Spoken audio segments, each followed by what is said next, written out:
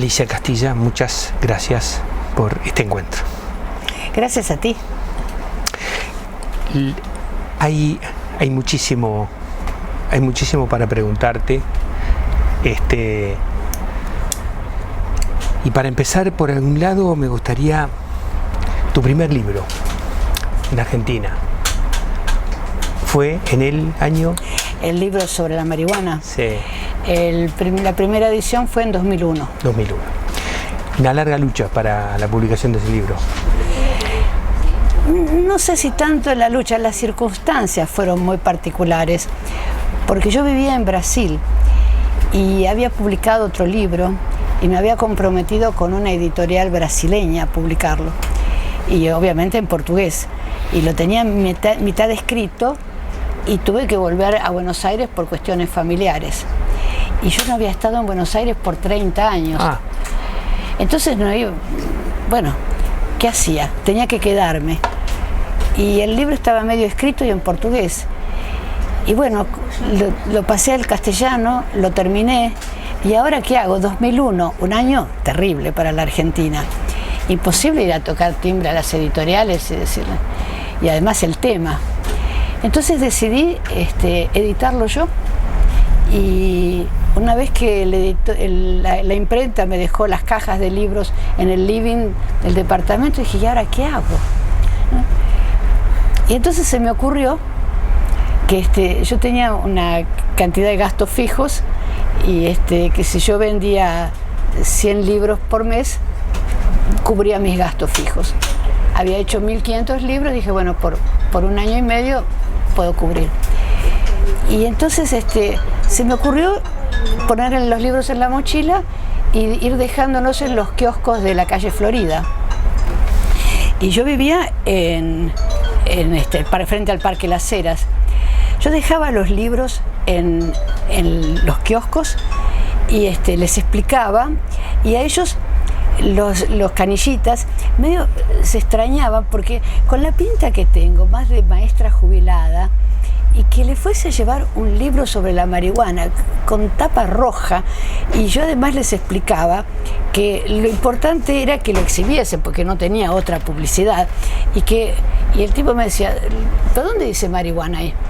Bueno, justamente no dice marihuana porque el nombre de la marihuana es cannabis, pero no importa, así que usted no sabe, el público tampoco, pero la hoja sí la reconocen.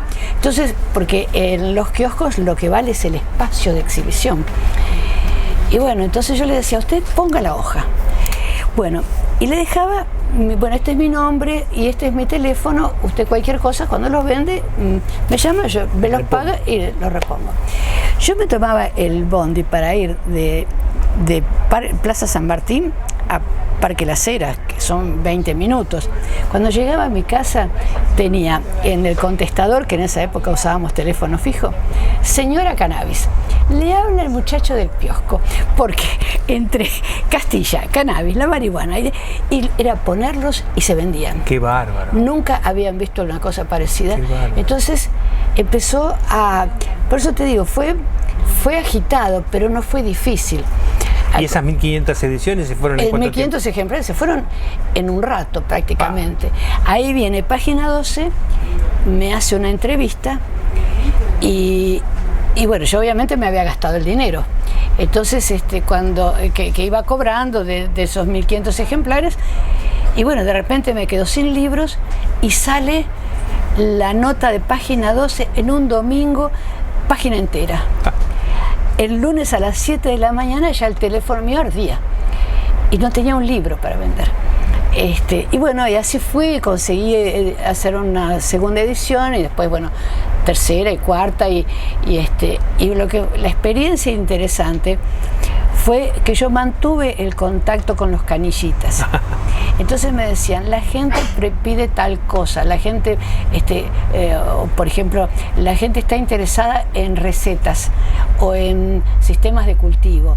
Y tenía el libro, pero como que querían más. Entonces ahí surgió la idea de publicar Cultivo Cannabis, porque ya es un libro específico sobre cómo cultivar, ¿no? Pero todo eso... ¿Y eso también lo hiciste a través de los kioscos? También. Pero ya después también tenía distribuidor. Pero yo mantuve, a los distribuidores le puse la condición, la calle Florida es mía. Ah, mirá.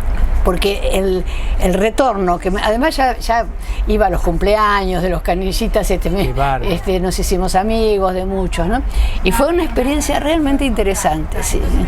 Claro, porque es el que tiene el contacto con el pueblo más pueblo, digamos. Claro, y que de repente la gente no se anima a decirle al librero que le interesa un libro sobre la marihuana, pero al Canillita sí se le anima. Claro, es más íntimo. Ahí fueron 2 libros que hiciste, y después vino... Y después, cuando me cansé de los libros, decidí hacer un almanaque biodinámico para el hemisferio sur, para cultivo de marihuana, porque los que existían eran para el hemisferio norte, y las tablas biodinámicas son las tablas de las mareas, las que usan los pescadores, pero que también tienen influencia en el crecimiento de las plantas. Entonces, hacer el almanaque para mí tenía, además del encanto de hacer los cálculos astronómicos y todo eso, el hecho de que los almanaques se venden durante un cierto periodo. Por ejemplo, se empiezan a vender en diciembre y se venden hasta marzo, y después hasta abril. Entonces ya no tenía la incertidumbre del libro, de cuándo se vende, cuándo no se vende. Hacía ediciones acotadas y salía, hasta que bueno, me mudé al Uruguay y pasó lo que pasó. Alicia, antes de llegar al Uruguay, contame qué venías haciendo antes, tu formación, ¿de dónde viene tu formación? Bueno, yo me formé en 2 disciplinas. Una es turismo y otra ciencias de la educación. Durante muchos años opté por trabajar en turismo, por el glamour, por la profesionalización del trabajo en el área de turismo. Trabajé muchos años, lo que en eso me permitió conocer bastante el mundo, y también en algunas etapas trabajé en la enseñanza. En Brasil fui profesora de la Academia Militar das Agulhas Negras, enseñando español y cultura latinoamericana, porque a los militares que tienen esas ideas brillantes se dieron cuenta de que tenían que conocer las culturas que rodeaban al país, y que ellos tenían que aprender a hablar no como en España, sino como se habla en Latinoamérica, y conocer un poco más. Mira qué interesante. Fue también una experiencia interesante, sí. Capítulo Uruguay. ¿Te cansaste de Buenos Aires y te viniste para Montevideo? ¿Qué pasó por qué este cambio? ¿Por qué venirse para este lado de la orilla? Mira, el tiempo, cuando yo largo el libro, la marihuana solamente existía en los medios, con alguna noticia vinculada a algún delito. No se hablaba en serio de la marihuana. La cara fui yo. Fui la primera persona que encaró los medios, y que fui durante unos años la cara visible del tema. Y eso me desgastó mucho. El estar expuesta desgasta mucho. No solo la relación con el medio, sino lo que eso genera en la sociedad. Y bueno, me había pasado algo parecido con un libro en Brasil, lo publiqué, que también me expuse mucho a los... Entonces dije, bueno, basta, ya está, me dedico al almanaque, lo publico una vez por año, como hacen Orangel y Ludovica. Que es lo que más se vende aparentemente hoy. Parece, ¿no? Sí. Pero bueno, era un almanaque para cultivar. Y quería ostracismo, y quería una vida silenciosa. Compré, siempre me gustó el Uruguay, siempre me pareció el país más civilizado de América Latina.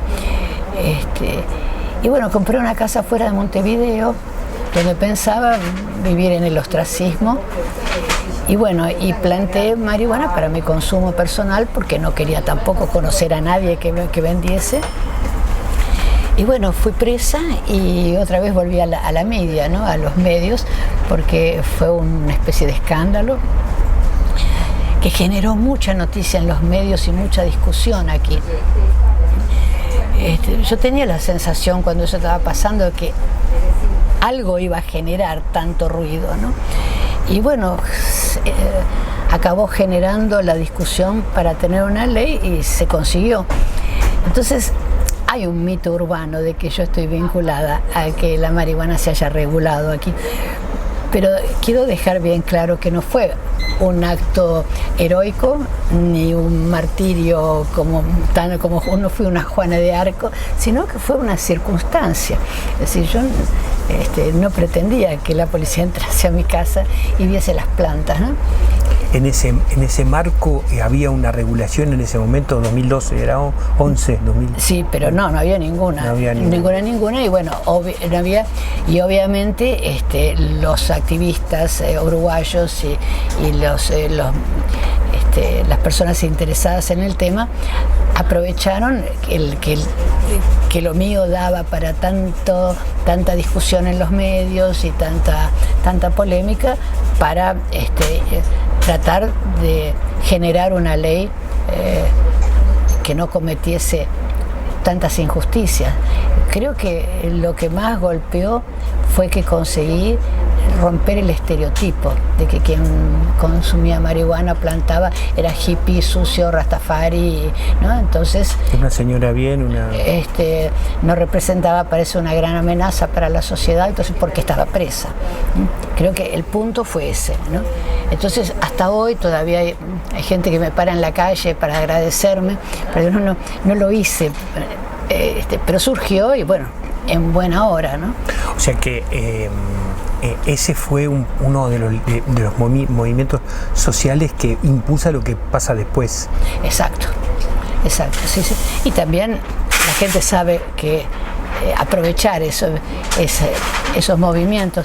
Fueron inclusive unos diputados del Partido Socialista que habían elaborado un proyecto de ley que me gustó más que el que después acabó siendo aprobado. Fueron a visitarme a la cárcel y a mostrarme el proyecto y todo. No, sí, me dijeron, vamos a aprovechar esto y esperamos contar contigo cuando salga. ¿Quiénes eran ellos? ¿No te acordás?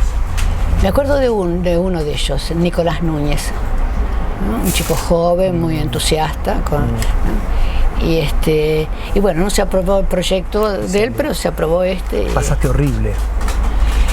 Mira, seguramente sí, la pasé horrible, pero la memoria es selectiva y también aprendí mucho.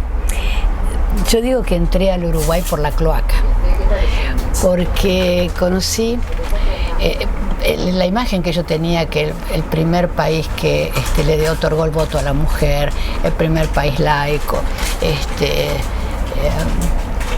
los derechos humanos aquí eran el país que más se respetaba, y la convivencia con esas mujeres que tan excluidas de la sociedad, tan maltratadas,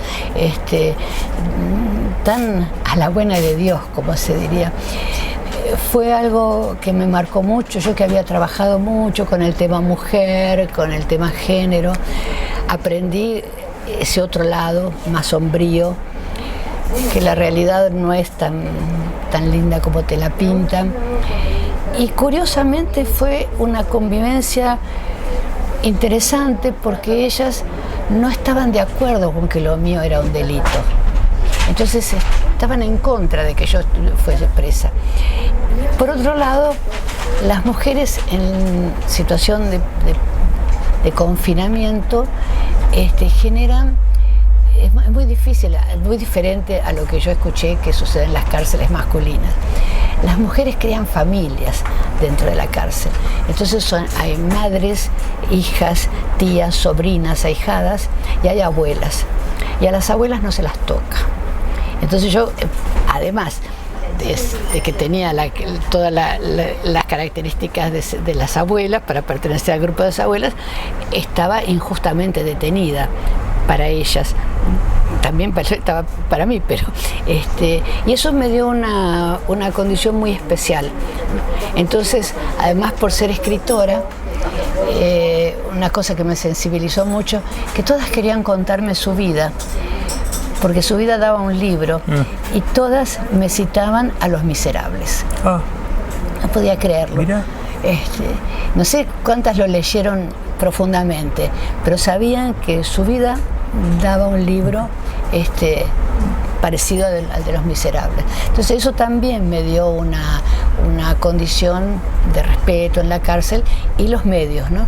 Que llamaban. ¿Estabas sola en la celda o estabas acompañada? No, aquí no hay, no es como en las películas.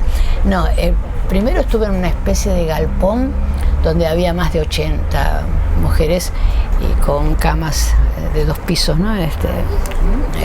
Cochetas. Y después me pasaron en Canelones, a una habitación pequeña donde éramos 5 mujeres, y yo en ese tiempo fui pidiendo la libertad porque lo mío era escarcelable. Cuando me rechazaron al 4.º pedido de libertad, decidí hacer huelga de hambre. Y hice huelga no comí durante 11 días, y ahí ya intervino la Cancillería Argentina. Y ahí había una cárcel aquí que ya no existe más, que se llamaba CNR, Centro Nacional de Rehabilitación, que era el sueño de toda presa, ir para allá. Pero tenía que tener sentencia, y además había que pasar por un triage para ver si eras recuperable, y entonces cuando yo llevaba, bueno, entonces muchas estaban en eso, pero tenían sentencia y no podían hacer el triaje, o no tenían sentencia todavía, o no habían sido aceptadas. Y entonces me llamaron cuando yo tenía 11 días sin comer. Había intervenido la Cancillería Argentina, y bueno, si yo empezaba a comer me llevaban al CNR, y fue una revolución en la cárcel. Fue interesante porque ellas gritaban: viste, porque ella es argentina, porque los argentinos se la juegan, porque los argentinos ponen el cuerpo, porque cuando a ellos les pusieron el corralito, incendiaron los bancos, y nosotros uruguayos mirábamos por televisión cómo ellos se incendiaban los bancos. Bueno, y entonces ahí me llevaron al CNR, y las presas me esperaban en el CNR y sabían que yo era vegetariana, y me habían hecho una tarta de vegetales y le habían puesto azúcar por arriba, nunca me voy a olvidar. Y ahí pasé otros 50 días, pero hoy soy amiga de muchas de ellas que ya salieron, las tengo en el Facebook y nos encontramos a veces, ¿sí? Y la memoria selecciona. Te acordás de lo mejor, de las cucarachas, pues te vas olvidando, y de las ratas, todo eso. Alicia, hace pocos días se acaba de aprobar la ley de cannabis medicinal. ¿Qué sorpresa es para vos eso? Mira, yo sobre lo medicinal tengo, ¿cómo te diría?, una cierta desconfianza, porque veo que entonces la ley está hecha más para las industrias, para los laboratorios farmacéuticos, que ya sabemos que no son carmelitas descalzas. A mí lo que siempre me ha preocupado es la situación recreacional, porque a cualquier persona que le pregunte por qué fuma marihuana, te dice: porque me siento bien. Ergo, para mí todo consumo es medicinal. Y también creo en el derecho de decidir, que nos cabe a cada uno de nosotros decidir qué medicina vamos a usar. No acepto que el Estado me permita que tenga que elaborar una ley para que yo pueda consumir una planta. Me parece que está muy mal enfocada la cuestión, pero dentro del activismo, inclusive por el cannabis medicinal, hay mucha gente que es activista, paga por laboratorios que lo subsidian para que den entrevistas, para que cuenten historias, porque lo que les interesa es que exista una ley para ellos poder trabajar con la planta medicinalmente. Entonces, bueno, está bien, existe esa realidad, pero no nos dieron la opción de que también se podría plantar en casa, extraer los principios activos y preparar el aceite en casa. Es decir, así como está regulada. Lo están haciendo, hay se está haciendo eso, ¿verdad? Se está haciendo, pero se hace ilegalmente. Hay bastante gente que ya fue presa ni siquiera por vender, por entregar aceite de cannabis hecho en casa. Entonces, y también quedó un espacio gris y la gente no sabe reconocer cuál es el buen aceite. Hay mucha oferta de aceite, hay en Mercado Libre oferta de aceite, hay en las dietéticas, en las casas de productos naturales hay aceite de cannabis. Entonces creo que se focalizó demasiado a las grandes empresas, a los grandes laboratorios. ¿Y para vos cómo debía haber sido? ¿Cómo debería haber sido? Tal vez así, pero también dejando un espacio para que quien planta artesanalmente o los clubes que producen puedan producir el aceite y que exista un organismo de control si yo quiero con mis plantas producir un aceite para ti, ¿por qué no? Entonces no sé a dónde llevar. Yo produzco aceite y no tengo a dónde llevarlo que me diga cuánto de THC conseguí, cuánto de CBD y si te puede servir para ti o no. Es decir, me parece que falta ese control, ¿no? Y después, bueno, si tú confías más en la industria farmacéutica, lo comprarás y lo pagarás a ese precio. Y si no, verás quién te lo regala, como hago yo, que no lo cobro cuando hago aceite, o muchísima gente. Porque la historia viene de quien descubrió el aceite, que es Rick Simpson, un señor que tenía cáncer en Canadá y en Estados Unidos, y tuvo que emigrar a Canadá porque lo perseguían porque repartía el aceite. Entonces hay una película en 7 capítulos en YouTube y él pide que a todos aquellos que confiamos en el aceite, que podamos regalarlo. Que no, si no precisamos de eso para vivir, que podamos regalarlo para continuar la cadena de que toda la vida, antes de existir la industria farmacéutica, que debe tener 100 años, la gente usó las plantas para curarse. Claro. Entonces, y los chinos lo siguen haciendo. También. ¿Cuáles son, según tu experiencia, cuáles son las dolencias o los dolores o las cosas que alivia? Mira, básicamente es un ansiolítico. Entonces baja los niveles de ansiedad. En algunos casos, como en el autismo, como en la epilepsia refractaria, los resultados son impresionantes. En el caso del Parkinson, yo he visto una persona temblando que no podía sujetar el cigarrillo, ¿no? Alguien se lo tenía, dar 3 bocanadas y parar de temblar. Hay casos de remisión de cáncer y hay casos en que no funcionó con el cáncer. O sea, está todo muy en pañales, todo es muy empírico. Y el tema del dolor también, ¿no? El tema del dolor también. Hay gente que no le hace ningún efecto y hay gente que se libra de dolores donde los analgésicos comunes no funcionaban. Entonces creo que las personas tienen el derecho de experimentar como lo han hecho toda la vida y que no todo tiene que ser comercializado. Y ahí que estamos todavía luchando para mejorar esa situación. ¿En qué estás investigando? ¿Qué estás leyendo? ¿Qué estás trabajando ahora? No, ahora estoy trabajando en otra cosa. Estoy trabajando con la obra que dejó Daniel. Me dejó 4 libros para armar, con todos sus textos ahí. Tengo que ver cómo los armo. Y simplemente estoy acompañando a los activistas, a la gente que está en eso. Me reúno con ellos, visito los clubes, para saber cómo van las cosas. Y bueno, evidentemente sí, la ley hecha aquí y si es que se harán otras por aquí, porque sé que hay que tomar al Uruguay como ejemplo, evidentemente son leyes para la industria farmacéutica, no para el usuario. El usuario siempre es ese tipo medio hippie, medio antisistema, que hay que tirarle 40 gramos para que no moleste y deje actuar al sistema, ¿no? O sea, ese es el engaño, ¿eh? Es como fuegos artificiales para que no veamos, ¿verdad? Exacto, el trasfondo. Por ahí mismo. ¿Y cambió en algo el consumo en el Uruguay a partir de la ley?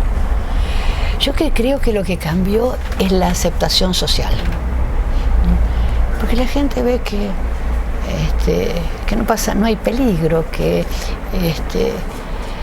algunas veces vi alguna situación en unas filas delante de una farmacia, siempre pasa algún desubicado que pega unos gritos, pero creo que la gente está aprendiendo a convivir con el tema, sobre todo las madres, las abuelas que estaban preocupadas porque el hijo o el nieto tenía plantas, ¿no? Ahora ya ven que no es tan peligroso como pensaban y que el hijo no va preso y que lo que el hijo produce sirve para calmar el dolor de alguna de las tías que tiene reumatismo o que le duele la rodilla.